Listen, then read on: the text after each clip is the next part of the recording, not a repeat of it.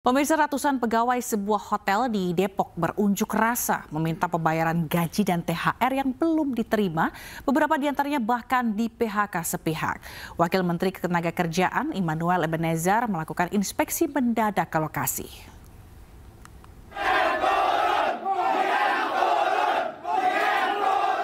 Aksi unjuk rasa digelar oleh pegawai sebuah hotel di Kota Depok, Jawa Barat. Mereka mempertanyakan gaji dan THR yang hingga kini belum juga dibayarkan.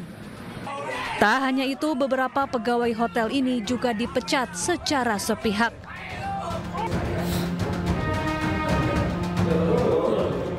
Wamenakar Immanuel Ebenezer pun mendatangi lokasi. Ia meminta pihak hotel segera menyelesaikan permasalahan ini. Tak hanya itu, Wamenakar juga akan meminta Gubernur Jawa Barat untuk melonggarkan aturan wisuda sekolah. Ya, kita misalnya ada regulasi terkait efisiensi, misalnya di sini kan terbiasa mereka ada sidang-sidang sekolah ya, wisuda sekolah. Nanti kita akan coba sampaikan ke Kang Didi, Gubernur Jawa Barat, untuk itu dilonggarkan sedikit lah, jangan terlalu keras gitu, kira-kira. Karena biar hidup industri perhotelan kita. Karena mereka punya ketergantungan terhadap wisuda-wisuda, apalagi nanti ini bulan ini musim wisuda nih. Biar nanti mereka dapat lah ya, dapat duit dari yang sidang wisuda siswa itu. Sementara itu, manajemen hotel berjanji akan berdiskusi dengan pegawai hotel untuk mencari solusi. Sudah dibicarakan tadi ya, coba-coba masing-masing nanti mudah-mudahan ada titik temu. Karena kadang-kadang bagaimana harus dikondisikan semua, karena ini kan efek juga dari ekonomi makro ya, mikro, dan kebijakan efisiensi itu Januari ya kita 30% itu sulit. Semua hotel mengalami ya. 30% itu ibaratnya bayar fixed cost listrik sama itu udah berat sekali. Saat ini kondisi hotel sampai bulan Maret lalu penghasilannya jauh di bawah pengeluaran. Tak tanggung-tanggung, kerugian mencapai lebih dari 1 miliar rupiah. Dari Depok, Jawa Barat, Iyung Rizky, iNews melaporkan. Tak hanya di dunia perhotelan, gelombang PHK juga menghantam sejumlah bidang pekerjaan. Di depan anggota DPR RI, Menteri Ketenagakerjaan Yasirli buka-bukaan soal penyebab meningkatnya PHK di awal tahun 2025.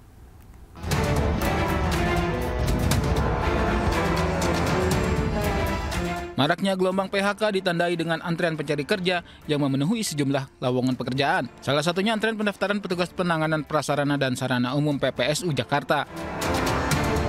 Warga rela antre berjam-jam demi bisa mendapatkan pekerjaan. Banyak diantaranya adalah lulusan sarjana. Mereka rela menjadi anggota PPSU lantaran sulitnya mendapat pekerjaan yang sesuai dengan jurusan mereka.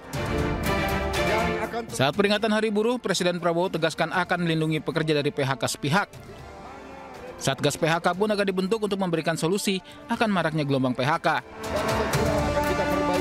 Kita juga atas saran dari pimpinan buruh, atas saran dari Pak Said Iqbal dan Pak Jumbur, kita akan segera membentuk satuan tugas PHK. Kita tidak akan membiarkan rakyat kita tidak akan biarkan pekerja-pekerja di PHK-kan seenaknya. Sementara itu, di depan anggota rapat di DPR RI, Menteri Ketenagakerjaan Yasirli buka-bukaan soal peningkatan jumlah PHK. Jumlahnya terus meningkat dibanding tahun 2024 lalu. Kemudian saat ini sudah terdata itu adalah sekitar 24.000. Jadi sudah sepertiga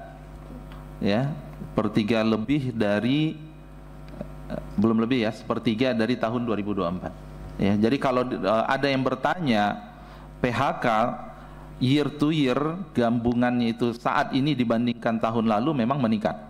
Apa sih penyebab PHK? Ini adalah hasil data dari kami dan ada contoh perusahaan. Ternyata kalau kita lihat memang dari ada 25 penyebab PHK yang mungkin 7 inilah yang dominan. Pertama, karena memang perusahaannya rugi atau tutup karena pasar dalam negeri, luar negeri yang menurun. Dari data PHK nasional, kasus tertinggi terjadi di tahun 2020 saat pandemi COVID melanda. Saat itu jumlah buruh korban PHK tercatat mencapai 386.877 orang. Tim Liputan iNews melaporkan.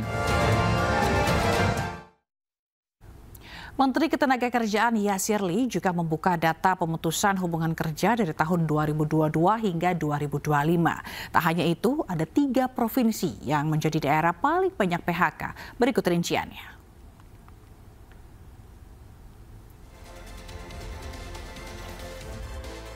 Indonesia meningkat dari tahun ke tahun dan tercatat untuk tahun 2022 ada 25.114 orang. Sementara tahun 2023 sebanyak 64.855 orang di PHK. Pada tahun 2024 jumlah orang yang di PHK meningkat menjadi 77.965 orang.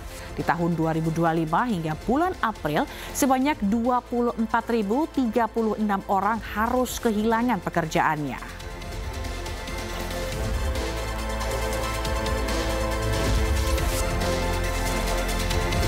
Sementara ada 3 sektor yang paling banyak PHK hingga bulan April 2025.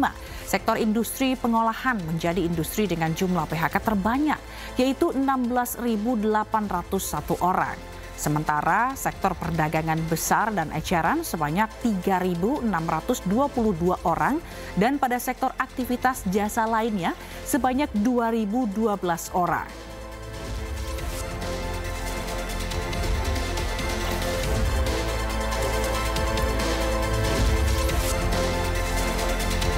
Data berikutnya pemirsa, ada 3 provinsi yang paling banyak PHK hingga bulan April 2025. Posisi pertama ditempati Provinsi Jawa Tengah, yaitu sebanyak 10.692 orang. Sementara Jakarta berada di posisi kedua dengan 4.649 dan di Riau sebanyak 3.546 harus kehilangan pekerjaannya.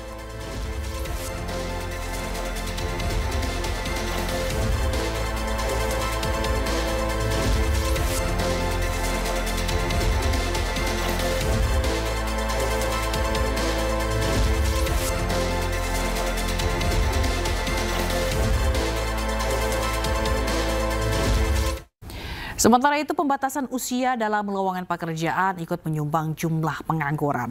Gubernur Jawa Timur Khofifah Indar Parawansa mengambil langkah tegas dengan melarang syarat usia di lowongan pekerjaan.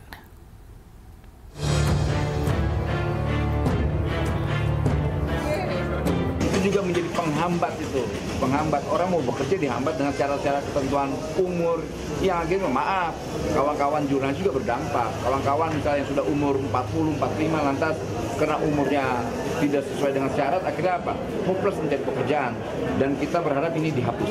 Kita menghapus itu. Syarat batas usia menjadi salah satu penyebab tingginya gelombang PHK. Pemerintah melalui Kementerian Tenaga Kerja berencana menghapus aturan ini.